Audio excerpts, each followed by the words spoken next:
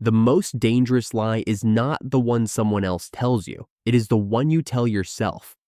Because when someone else lies, you may still question it. But when you lie to yourself, the voice sounds like reason. You say, I just have high standards. But maybe you are afraid to admit you are jealous. You say, that company did not recognize my value. But maybe you are avoiding the part where you still need to improve. You say, I am just protecting my peace. But maybe you are avoiding a conversation that would make you grow. This is the hardest mechanism in independent thinking, self-serving bias. It means your mind naturally looks for explanations that protect your ego, reduce pain, and make you look reasonable. The tricky part is that self-deception feels good. It does not feel like lying. It often feels like clarity. Someone fails a job interview. They could review their communication, experience, portfolio, preparation, and fit. Or they could say, the interviewer was unfair. The company is stupid. The industry is broken. The second explanation feels better. It protects self-respect, but it also steals the lesson. The same thing happens in relationships. You argue with your partner. You could ask, where was I defensive? Where did I avoid responsibility?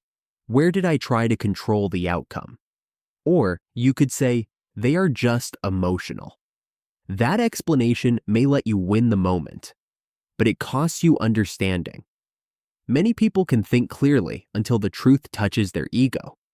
Then the mind quietly changes direction. Ego is not useless. It helps you survive shame. It helps you stand back up after failure. It protects you from collapsing every time life proves you are imperfect. The problem begins when ego stops protecting you and starts editing reality. Then you no longer ask, what is true? You ask, which explanation hurts the least? Jealousy works the same way. Jealousy can be useful because it points to desire. It shows you something you may want. But if you refuse to admit the desire, jealousy becomes contempt. You say, they just got lucky. You say, their success is meaningless.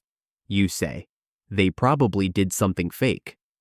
And now you do not have to face the painful question, do I want that too, and have I not built it yet?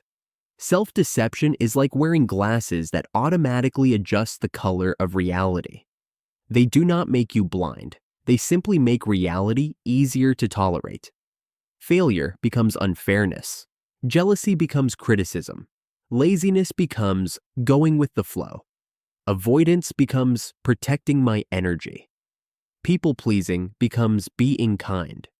None of these explanations are always wrong, but if every explanation conveniently saves you from changing, you should pay attention. Self-deception spreads quietly. First, it makes you miss one lesson. Then, it makes you repeat the same pattern. Then, it starts shaping your career, health, relationships, and identity. You may start believing you are always surrounded by unfair bosses, ungrateful partners, bad opportunities, jealous friends, and people who do not understand you. Of course, the world can be unfair. Other people do make mistakes, but if you are always the innocent person in every story, it may not be that the world is uniquely broken. It may be that your thinking system leaves no room for truth.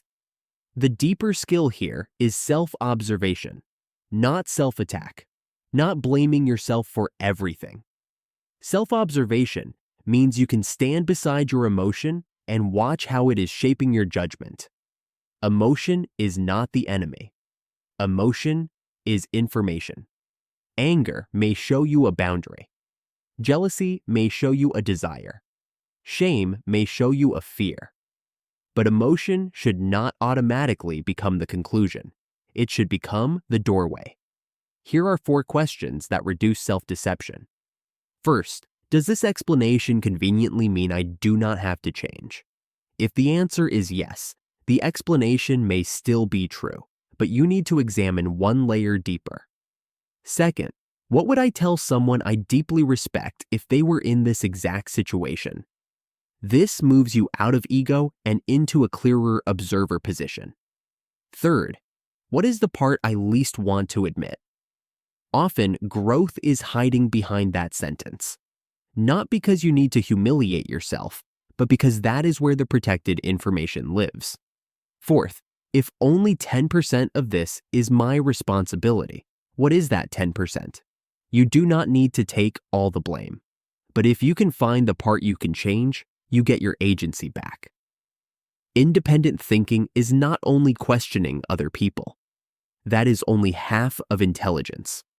Real independent thinking means you are willing to question yourself, not to destroy yourself, but to stop ego, jealousy, fear, shame, and approval, seeking from quietly making your decisions. The sign of a clear mind is not that it is always right.